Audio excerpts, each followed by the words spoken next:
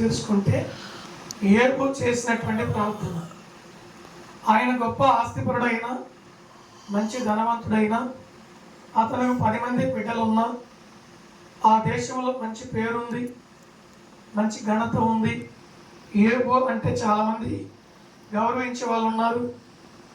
ఏబు దగ్గరికి వచ్చి చాలామంది డబ్బులు అప్పుగా తీసుకుని వెళ్ళిన వాళ్ళు ఉన్నారు. ఏబు ఇంటి దగ్గరికి వచ్చి పని ఒప్పించుకొని ఆ ఇంట్లో పనిచేసి బ్రతికే వాళ్ళు ఉన్నారు. ఏబు పంట పొలాల దగ్గర పనిచేసి బ్రతికే వాళ్ళు ఉన్నారు. ఎందరో ఏబుని ఆధారం చేసుకొని జీవించే వాళ్ళు ఉన్నారు. ఏబులో ఒక భయం ఉంది. ఏదైనా నా బిడ్డల మీదకి శాపం వస్తుందేమో, నా బిడ్డలకు తెలియకుండానే రోగం వస్తుందేమో, నేను ఏదైనా సరే తప్పు చేశానేమో, నేను ఏదైనా పాపం చేశానేమో, దేవునికి బలర్పించాలి అని మాటి మాటికి ఒక బలర్పిస్తాడు. మాటి మాటికి మొక్కుబడి చేస్తాడు. మాటి మాటికి దేవుని సన్నిధికి వెళ్తాడు. అక్కడ బలిపీఠం దగ్గర బలర్పిస్తాడు. ఈ విధంగా బలర్పించుకుంటూ అతను కలవపడింది ఏంటంటే, నా బిడ్డలకు రోగం వచ్చిద్దేమో, నా బిడ్డలకు శాపం వచ్చిద్దేమో, ఆ శాపము నా బిడ్డలు పరిపాలించిద్దేమో, ఆ పరిపాలన వల్ల నా బిడ్డలు చనిపోతారేమో అని ఏబు బహుగా భయపడేవాడు. ఆయన చేసినటువంటి ప్రార్థనే, ఆయన చెప్పిన మాటే. ఆ భయము వెంటాడుతూ భయం ఆయన పట్టుకొని, ఆయన భయం ఆయన పట్టుకొని తన బిడ్డల మీదకి, తన కుటుంబం మీదకి, తన మీదకి భయంకరమైన రోగం వచ్చింది. భయంకరమైన శాపం వచ్చేసింది అపవాది ద్వారా. తనకున్న బిడ్డలందరూ 10 మంది బిడ్డలు చనిపోయారు. ఆయనకి ఆరోగ్యము క్షీణించిపోయింది. అప్పుడు అక్కడ కూర్చొని ప్రార్థన చేస్తున్నాడు ఆయన. చూడండి, ఏది వచ్చునని నేను బహుగా భయపడితినో అదే నాకు సంభవించుతున్నది. నాకు భీతి పుట్టించుతున్నది, నాకు కలవరం పుట్టిస్తుంది, నాలో భయాందోళన కలుగుతుంది. నాకు ఇక నెమ్మది లేదు, నాకు సుఖము లేదు, నాకు విశ్రాంతి లేదు, నాలో ఆనందం లేదు.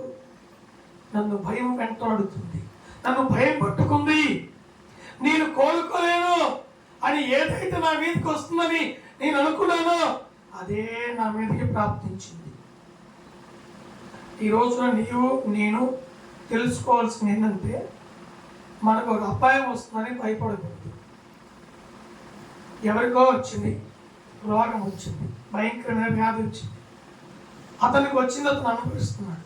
అతని దగ్గరికి నువ్వు వెళ్ళావు, చూసావు, అమ్మో అంత రోగమా, మంచాన పడ్డాడా, ఆ రోగం నాకు వస్తే నా పరిస్థితి కూడా అంతేగా అని నీవు భయపడకూడదు.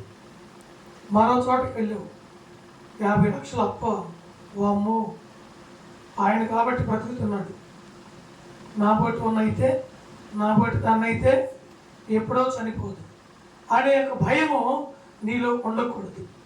నా ప్రియ దేవుని పిల్లారా, మనకు ఉండాల్సింది ఏంటంటే, అతని రాత అలాగుంది, నా రాత నాది, నాకు దేవుడు ఇచ్చిన ధైర్యం ఉంది, నేను నమ్ముకున్న దేవుడు అన్నాడు, ఆయన సర్వశక్తిమంతుడు, ఎంతో మందిని బలపరుస్తున్నాడు, ఎంతో మందికి ధైర్యాన్ని ఇస్తున్నాడు. నా దేవుని మీద నేను ఆనుకున్నాను, భయపడను, నా ప్రభువే నాకు దిక్కు, నా ప్రభువే నాకు అండ అని నీవు ఎప్పుడైతే దేవుని యందు నీవు ధైర్యం కలిగి ఉంటావో, అప్పుడు ఆ దేవుని వాక్యం నిన్ను ధైర్యపరుస్తుంది. ఎలా ధైర్యపరుస్తుంది? ఎలా ధైర్యం ఉంటామంటే, నీవిన్నాళ్ళు చేసిన భక్తి ఉందా, నీవిన్నాళ్ళు చేసిన ప్రార్థన ఉందా, నీవిన్నాళ్ళు కన్నీళ్ళు విడిచి ప్రార్థన చేసేవా? ఎన్ని సంవత్సరాల నుంచి దేవుని మందిరానికి వెళ్ళావు? ఎన్ని సంవత్సరాల నుంచి సేవకుని యొక్క వాక్యం విన్నావు? ఎన్నో సందర్భాల్లో దేవుని వాక్యం నేను ధైర్యపరిచింది, దేవుని వాక్యం బలపరిచింది, దేవుని వాక్యం నీలో ఉన్నటువంటి భయభీతిని తీసివేసి నిన్ను ప్రోత్సహించి బలపరిచింది.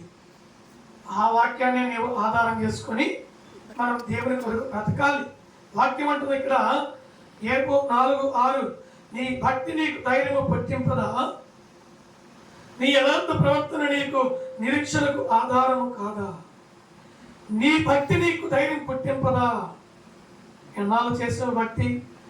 5 సంవత్సరాల నుంచి, 10 సంవత్సరాల నుంచి, 20 సంవత్సరాల నుంచి భక్తి చేస్తూనే ఉన్నావు, భక్తి చేస్తూనే ఉన్నావు, ప్రార్థన చేస్తూనే ఉన్నావు, పాటలు పాడుతూనే ఉన్నావు, ఏకాంత ప్రార్థన చేస్తూనే ఉన్నావు, వ్యక్తిగత ప్రార్థన చేసుకుంటూనే ఉన్నావు, ఉపవాస ప్రార్థనలో పాల్పొందుతున్నావు, ఆన్లైన్ ప్రార్థనలో పాల్పొందుతున్నావు, ప్రభు బల్లారాధనలో పాల్పంపులు పొందుతున్నావు, భక్తి జీవితం కొనసాగిస్తూనే ఉన్నావు. వాక్యం అంటుంది, ఎందుకు భయపడుతున్నావు, ఎందుకు కలవరపడుతున్నావు, ఎందుకు ఏడుస్తున్నావు, ఎందుకు దుఃఖపడుతున్నావు, ఎందుకు నీకు భయము, నీ కుటుంబాన్ని బట్టి నీ బిడ్డలకు ఏదో అవుతుందని భయమా?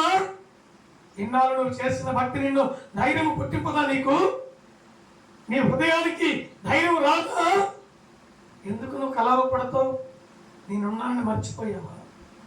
నా వాక్యమును జ్ఞాపకం చేసుకో, నా మాటను జ్ఞాపకం చేసుకో, నా వాగ్దానాన్ని జ్ఞాపకం చేసుకో. నా కుమారి, నా కుమార్తె, నా కుమారుడా జ్ఞాపకం చేసుకోమని దేవుని వాక్యం ధైర్యపరుస్తుంది. ఇన్నాళ్ళు భక్తి జీవితం కొనసాగించాం, యథార్థంగా ఉన్నాం, పరిశుద్ధంగా ఉన్నాం. మనలో ఉన్నటువంటి ఆ రోగం దేవుడు తీసేయడా? మనకున్న అప్పులు దేవుడు తీసేయడా? మనకున్న పంట పొలానికి తెగులు పడితే ప్రార్థన చేసి చేస్తూ వేస్తే తెగులు తీసేయడు దేవుడు? నీ రోగాన్ని స్వస్థపరచుడా? నీ బిడ్డకు సంతానం ఇవ్వడా? నీ కుటుంబంలో ఒక వ్యక్తికి మారు మనసు లేదు, ఆ మారు మనసు ఇవ్వడా దేవుడు? నువ్వు ప్రార్థన చేస్తే ధైర్యంగా ఉండు. దేవుడు నామానికి మహిమ కలుగును గాక. ఆయనే కార్యం చేస్తాడు. స్తోత్రం. హల్లెలూయా.